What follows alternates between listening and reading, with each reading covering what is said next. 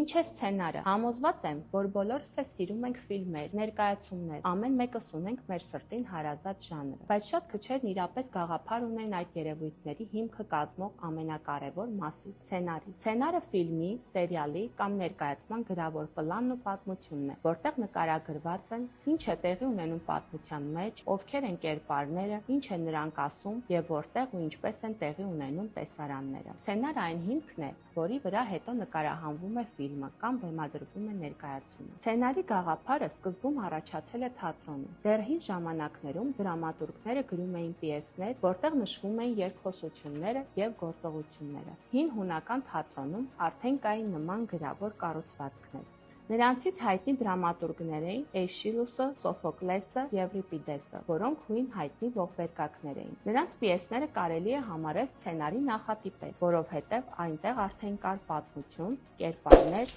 եւ գործողությունների հերթականություն։ Երբ հայտնվեց կինոն, սցենարը սկսեց ձևավորվել նոր ձևով։ Կինոյի սկզբնական շրջանում ֆիլմերը շատ կարճ էին եւ հաճախ նկարահանվում էին առանց մանրամասն սցենարի։ Առաջին մարդկանցից մեկը, ով իսկապես սկսեց օգտագործել լիարժեք կինոսցենար, Ժորժ Մելիեսն էր։ Նա իր ֆիլմերի համար գրում էր պատմություն, նկարագրում էր տեսարանները եւ հատուկ էֆեկտները։ Նրա հայտնի ֆիլմերից է Ճանապարհորդություն դեպի լուսին։ 20-րդ դարի սկզբին սցենարները սկսեցին դառնալ ավելի համակարգված։ Հոլիվուդում ձևավորվեց սցենարի հատուկ կառուցված, տեսարանների բաժանում, երկխոսություններ, գործողությունների նկարագրություն։ Այս ոլորտում մեծ ազդեցություն ունեցավ հատկապես ամերիկացի կինոռեժիսոր, սցենարիստ Դեյվիդ Ուորք-Գրիֆիթը, ով զարգացրեց պատմության կառուցվածքը կինոյում։ Ավելի ուշ սցենարի տեսությունը զարգացին նաև սցենարային ուսուցիչներ ու գրողներ, հատկապես բոլոր ժամանակների սցենարիստների գուրու եւ հայր համարվող ամերիկացի գրող Սիդ Ֆիլդը, որը ստեղծեց հայտնի 3 գործողության կառուցվածքը,